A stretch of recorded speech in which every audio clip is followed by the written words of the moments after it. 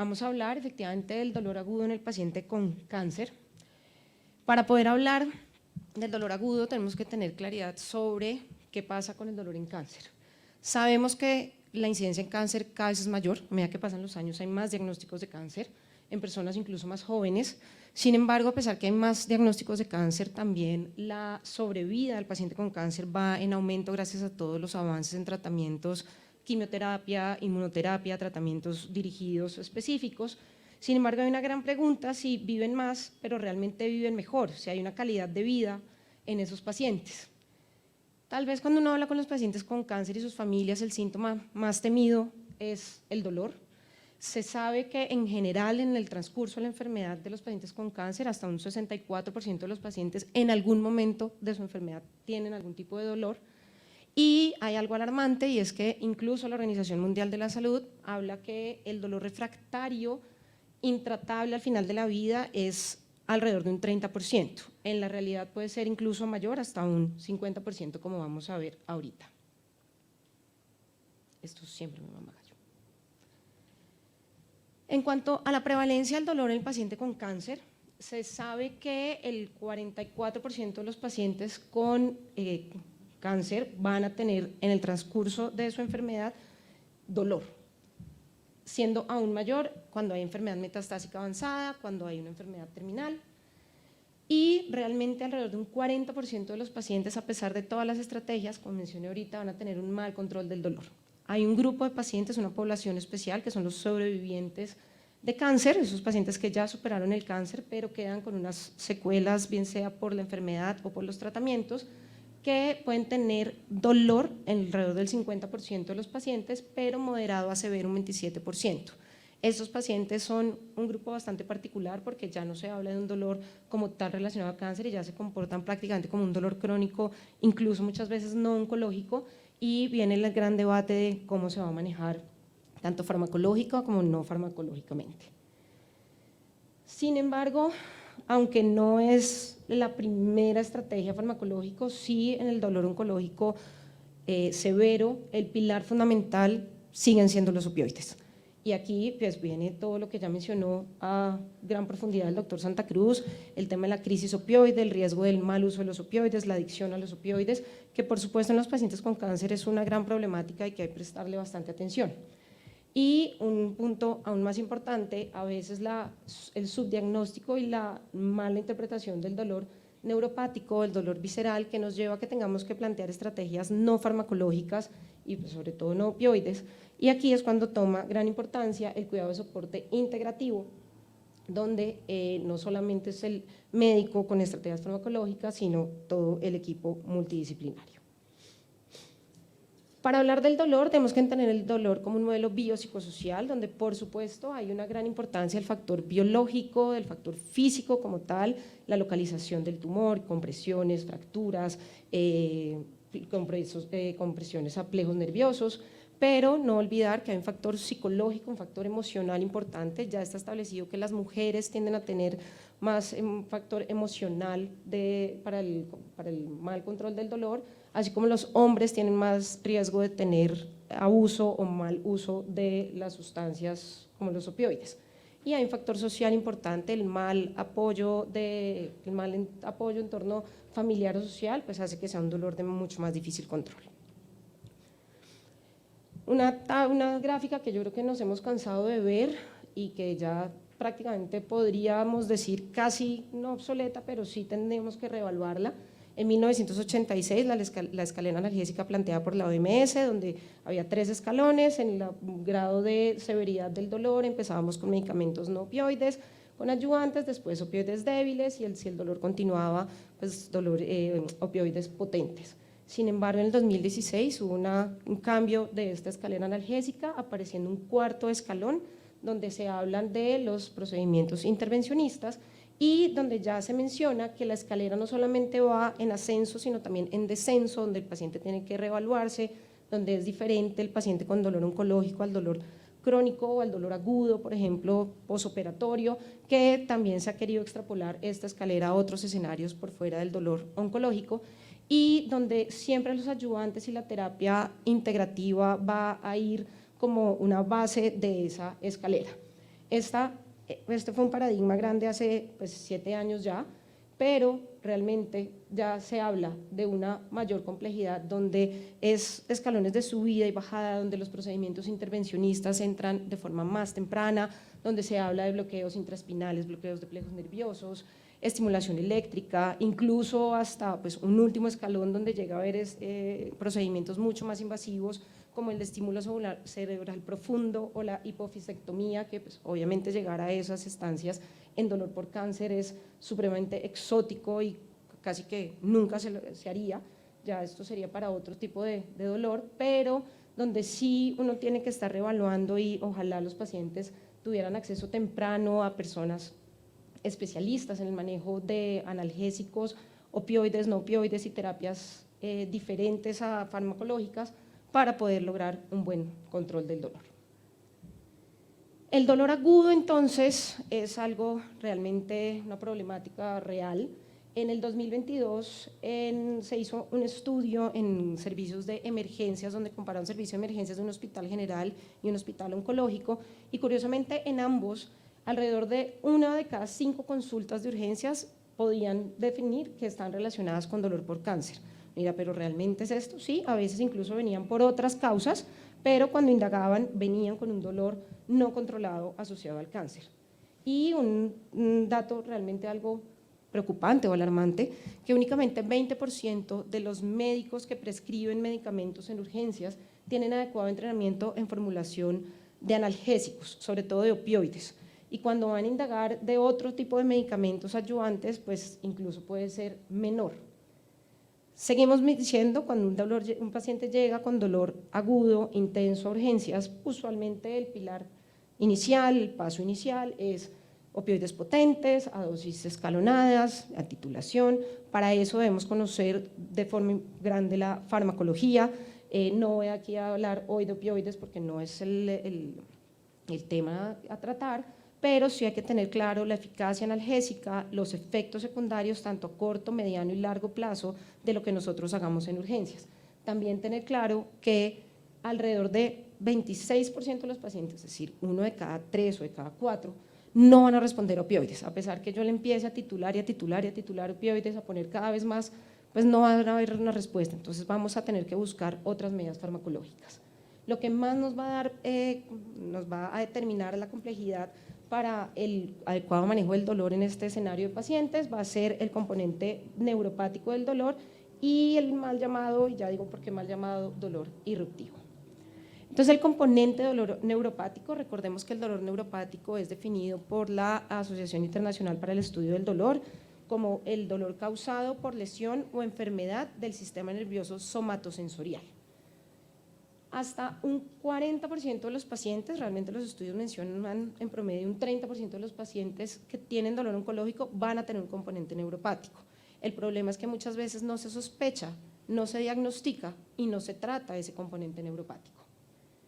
Este compromiso al sistema nervioso puede ser a nivel del sistema nervioso central o periférico, bien sea por compromiso directo de la enfermedad del tumor o de los tratamientos, tal es el caso secuelas por cirugía, secuelas por radioterapia o como es el caso de la neuropatía asociada por quimioterapia.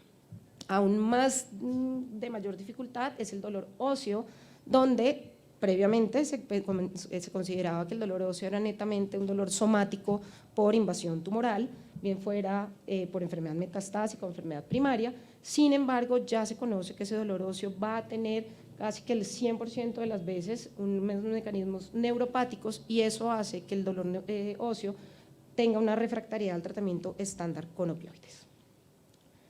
El dolor irruptivo, digo mal llamado irruptivo porque eso es traducido del inglés del breakthrough pain, que es ese dolor episódico, incidental, ¿ves? Que es la exacerbación transitoria del dolor, que es de un inicio rápido, no siempre está relacionado con un factor precipitante. Sí puede ser, por ejemplo, el caso del dolor óseo, que con un movimiento se presenta, o el caso de la mucositis cuando el paciente va a deglutir, pero hay casos, por ejemplo, del dolor visceral, que simplemente le da un dolor intenso al paciente de rápido inicio y que no le da tiempo, pues prácticamente nada. Este dolor irruptivo, llamémoslo, ocurre cuando el dolor de base está controlado. O sea, no es que el dolor no esté controlado, el dolor de base puede estar controlado, pero puede haber estos episodios. Sí es importante establecer que entre mejor establecido esté el régimen analgésico de base, posiblemente va a haber menos episodios de dolor irruptivo severos. Y lo ideal para el paciente sería, uno, puede sonar tonto, pero evitar esos factores precipitantes, pues decirle al paciente, si le duele al hacer ese movimiento, pues no lo haga. Puede sonar tonto, pero pues en parte puede serlo. O anticiparse, si usted ya sabe que va a bañarse y bañarse le va a dar dolor, pues tenga el medicamento rescate opioide, que puede ser por vía oral o por vía subcutánea, de acuerdo a lo que se haya planteado previamente. Insisto, ese dolor irruptivo no habla de un mal control del dolor como tal, porque puede haber un buen control del dolor de base, pero el paciente lo puede presentar. Tal vez es uno de los más complejos de poder caracterizar y tratar. Entonces, ya hablando que los medicamentos opioides van a tener una gran refractariedad en los grupos de pacientes con dolor por cáncer. El paciente llega a un servicio de urgencias, a un servicio de consulta prioritaria o está hospitalizado y son las 2 de la mañana, ¿qué estrategias farmacológicas podríamos tener? Hay dos medicamentos que se pueden utilizar de forma segura y con muy buena respuesta. Uno de esos es la ketamina, ya la doctora Fierro nos habló un poquito al respecto. La ketamina ya es un medicamento viejo, no es un medicamento nuevo, en 1960 fue creado como un anestésico disociador, se conoce que es un analgésico potente, tiene una mezcla racémica con un isómero S y un isómero R, donde el isómero S es 3 a 4 veces más potente. Se ha intentado administrar por diferentes vías, intranasal, oral, rectal, sin embargo la biodisponibilidad al darlo por vías como la oral o la rectal es muy baja, alrededor de un 20%, por lo cual no está indicado, se debe utilizar por vía parenteral. Su principal mecanismo de acción, el antagonismo del receptor NMDA, sin embargo, como ya se mencionó, también tiene interacción sobre los receptores opioides, sobre los receptores nicotínicos y muscarínicos, y si se utiliza dosis subanestésicas, es decir, a menos de 0.5 miligramos kilo hora en infusión, va a ser seguro, va a tener un importante efecto analgésico y los efectos secundarios que más preocuparían serían el efecto psicodélico o el efecto eufórico. Sin embargo, si se mantienen dosis por debajo de esto, es raro que se presenten. Por lo general, en nuestra experiencia, no lo utilizamos a dosis mayores de 0.2 miligramos por kilo, porque si no, entonces sí el paciente empieza a experimentar algunas sensaciones bastante molestas. Curiosamente, en estudios más recientes se menciona que tiene un efecto antidepresivo rápido y potente gracias a toda la interacción que tiene con otros receptores, por lo cual ese factor emocional del dolor también pues contribuiría la ketamina a controlarlo.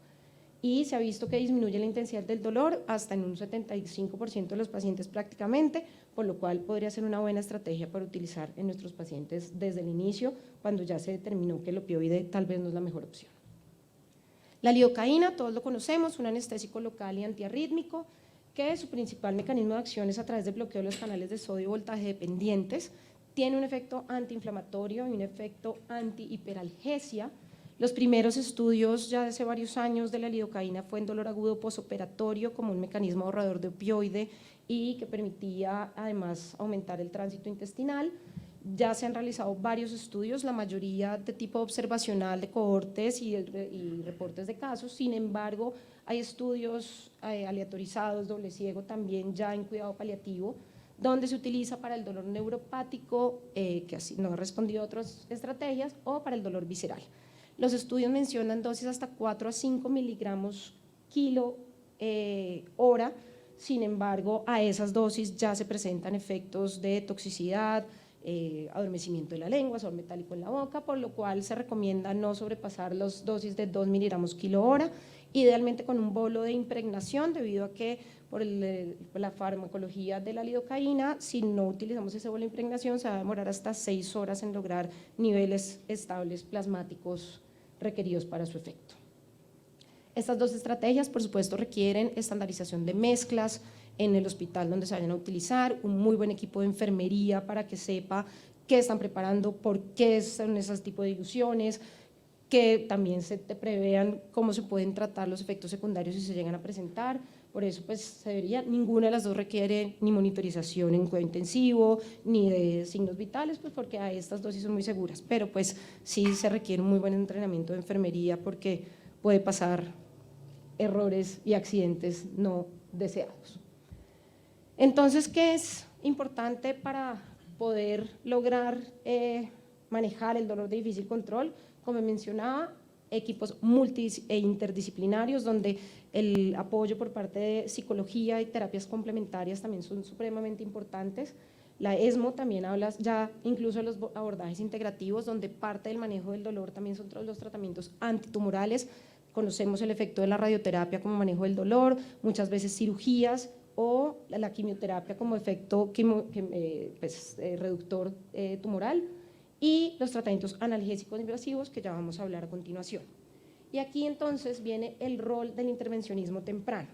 La misma ESMO habla sobre que con el mejoramiento en el entendimiento de los mecanismos neuroanatómicos en la transmisión del dolor, la mejor experticia y la evidencia emergente, existe un crecimiento de la implementación de intervencionismo de forma temprana, por supuesto en grupos seleccionados de pacientes.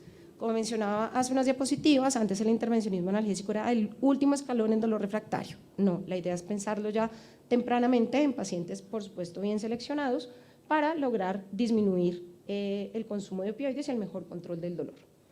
¿Qué es el intervencionismo analgésico? El uso de técnicas invasivas como bloqueos de plejos nerviosos, nervios periféricos y o su neurolisis, la administración de analgésicos en el eje neuroaxial, la neuromodulación, entre otros, con el fin de proveer diagnóstico y tratamiento a síndromes dolorosos que no responden al manejo analgésico convencional.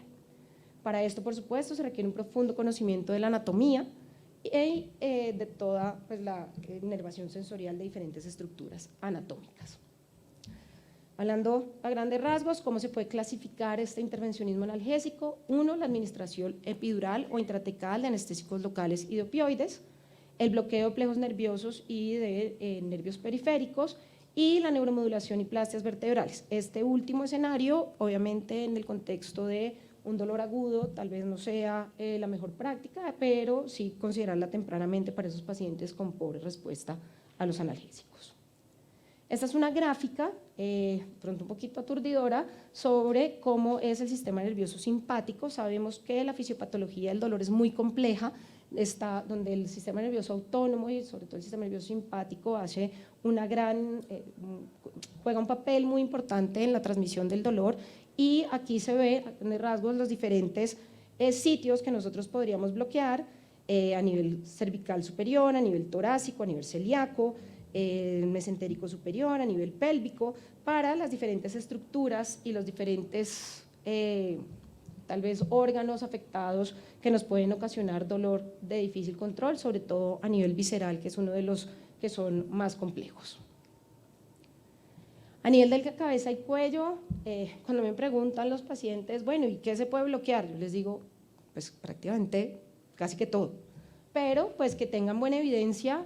En cabeza y cuello, el ganglio esfenopalatino, el ganglio de Gasser cuando hay una neuralgia del trigémino, bien sea por compresión tumoral o en los pacientes, por ejemplo, sobrevivientes de cáncer de cabeza y cuello es bastante frecuente. El ganglio estrellado, incluso para dolores de miembro superior, y se han estudiado también para dolores postmastectomía con muy buena respuesta. En el abdomen superior, el plejo celíaco o la neurolisis de los nervios esplácnicos. A nivel de la pelvis, cuando el dolor es pélvico, o en mi abdomen inferior el plejo hipogástrico, y en el recto, el periné y región perianal, el ganglio impar. En miembros inferiores, el plejo lumbar.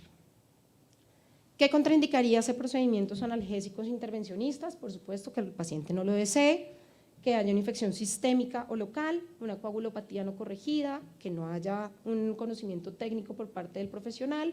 Cuando un diagnóstico no es confirmado, tal vez es una contraindicación relativa, porque si ya se sabe que hay una lesión tumoral, por ejemplo en el páncreas, pero no en diagnóstico histológico, pero en dolor intenso, pues podría considerar hacerlo. Un paciente que no coopere o que pues tenga alergia a los medicamentos que se utilicen en el procedimiento. Todas estas contraindicaciones son relativas porque, por ejemplo, en el paciente con dolor refractario en fin de vida, si hay una infección sistémica, pero el beneficio del procedimiento supera el riesgo, si hay una infección, por ejemplo, pues puede realizarse previendo eso. Para la administración intratecal o epidural, ¿cuándo estaría indicada? Cuando hay un dolor severo intratable que persiste a pesar de manejo agresivo con opioides administrados por otras vías, cuando los efectos secundarios son intolerables con el manejo farmacológico, cuando hay un dolor que no es susceptible de intervenir mediante otros bloqueos neurolíticos, o cuando hay un dolor intratable localizado definido en una área específica, por ejemplo en abdomen y miembros inferiores. Lo hemos utilizado con muy buena respuesta. Puede ser una intervención transitoria por unos días únicamente, mientras, por ejemplo, se realiza una radioterapia o si el paciente puede ser llevado a cirugía, o incluso puede ser una estrategia que se puede dejar de semanas a meses, de acuerdo a si se utiliza un puerto implantado, una terapia ya pues, de administración por bomba, como se hace en algunos pacientes. ¿Qué grado de recomendación para administración intratecal y peridural hay? Un grado de recomendación 2B y 2C respectivamente. Para el bloqueo de plejo celíaco y de nervios esplácnicos, en caso del cáncer en región superior abdominal, lo que se busca es disminuir el dolor o el uso de opioide en pacientes con malignidad superior, hígado, páncreas, estómago. Se debe considerar tan pronto se inicia el opioide potente. En esto sí hay una clara evidencia que no se debe esperar a casos avanzados, sobre todo porque la anatomía después se va a distorsionar y el efecto benéfico va a disminuir, y cuando pues, la estructura está libre y no hay contraindicaciones. La recomendación para la neurolisis de plejo celíaco es 2A, la de nervios esplácnicos es 2B. La neurolisis del plejo hipogástrico, como ya mencioné, el dolor visceral por tumores pélvicos, se debe considerar también al inicio del opioide potente, no se debe esperar a ya no haber escalonado todos los opioides, con un nivel de evidencia y una recomendación 2C. Y por último, el ganglio impar, en el dolor por cáncer vulvar, un dolor crónico perineal o sacrococcigio, no solo en pacientes con cáncer activo, sino en pacientes sobrevivientes de cáncer. Tenemos, por ejemplo, pacientes con cáncer de próstata que quedan con unas proctitis bastante dolorosas, con muy buena respuesta, y en este sí no se recomienda utilizarlo cuando se inicia el opioide potente, sino cuando ya existen efectos secundarios intolerables al efecto farmacológico, con un nivel de evidencia, una recomendación 1C. Ya para no aturdirlos más con diferentes procedimientos, podemos concluir que el dolor intratable por cáncer resistente al esquema analgésico propuesto por la Organización Mundial de la Salud es un reto permanente que va a afectar la calidad de vida de nuestros pacientes.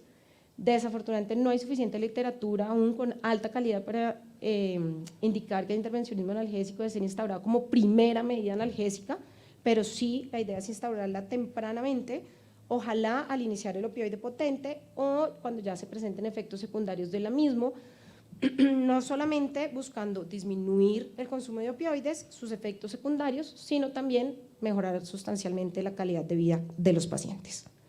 Muchísimas gracias.